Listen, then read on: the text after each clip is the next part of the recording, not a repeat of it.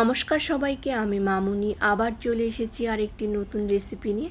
আজকের রেসিপিটা ভীষণ সাধারণ কিন্তু খেতে খুব টেস্ট হয়। বাড়িতে সবার সর্দি জ্বর, ভাবলাম একটু স্পাইসি কিছু রেসিপি রেডি করি, তাই তোমাদের সাথে শেয়ার করে নিচ্ছি। এখানে লাউ পাতা নিয়েছি, লাউ পাতাগুলোকে ভালোভাবে কেটে ধুয়ে এখন গরম জলে সামান্য লবণ দিয়ে লাউ পাতাটাকে ভিজিয়ে রাখবো বেশ অনেকটা সময়। তারপর কড়াইতে তেল গরম হয়ে আসলে অনেকটা বেশি পরিমাণে রসুন লঙ্কা কুচি দিয়ে ভাজা ভাজা করে নেব। তারপর দিয়ে দিব বেশ খানিকটা পেঁয়াজ কুচিটা দিয়েও বেশ ভালোভাবে নাড়াচাড়া করে নিব। সামান্য লবণও দিয়ে দিব, দিয়ে তারপর আবার নাড়াচাড়া করে নিচ্ছি। যখন পেঁয়াজটা নরম হয়ে আসবে তখন দিয়ে দিব টমেটো কুচি। এখানে অনেকটা পরিমাণে টমেটো কুচি আছে, এখানে 2টা টমেটো দিয়েছি, ছোট ছোট করে কেটে আমি দিয়ে দিলাম। যখন টমেটোটা নরম হয়ে আসবে তখন দিয়ে দিব হলুদ, লঙ্কার গুঁড়ো আর চিলি ফ্লেক্স দিয়ে বেশ ভালোভাবে আবার মিশিয়ে নেব। আর এখন দিয়ে দিচ্ছি শুকনা মাছ বা শুটকি মাছ যাই বলো তোমরা। এখানে 2 রকমের শুকনা মাছ দেওয়া হয়েছে, একটা হচ্ছে বামলা শুটকি আর একটা হচ্ছে তোমার ওই পুঁটি মাছের যেটা শুটকি হয় সেটা।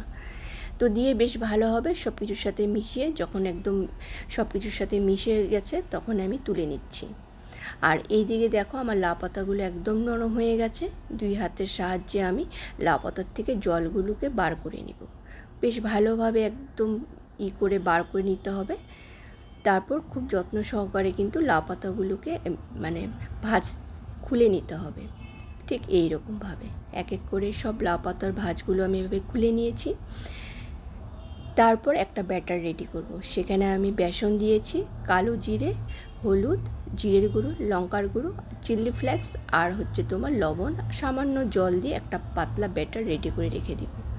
তারপর একটা থালার উপরে লাউ পাতাগুলোকে সুন্দরভাবে সাজিয়ে তার উপর শুকনা মাছের চাটনি দিয়ে লাউ পাতাটাকে এইরকমভাবে ভাজ করে নেব। হয়ে গেলে একটা ভাজ করা, তো এক এক করে আমি সবগুলোকে সুন্দরভাবে ভাজ করে নেব। আমি এখানে লাউ পাতা দিয়ে করেছি, তোমরা চাইলে কিন্তু চাল কুমড়োর পাতা দিয়েও করতে পারো, ওটাও কিন্তু খুব ভালো হয় খেতে। তারপর কড়াইতে তেল গরম হয়ে আসছে, ব্যাটারটাও আমার রেডি। আর লাউ পাতার যেটা পুর শুকনা মাছের, সেটা আমি ব্যাটারে ডুবিয়ে তেলে দিয়ে দেবো। এক এক করে সব তেলে দিয়ে দিচ্ছি।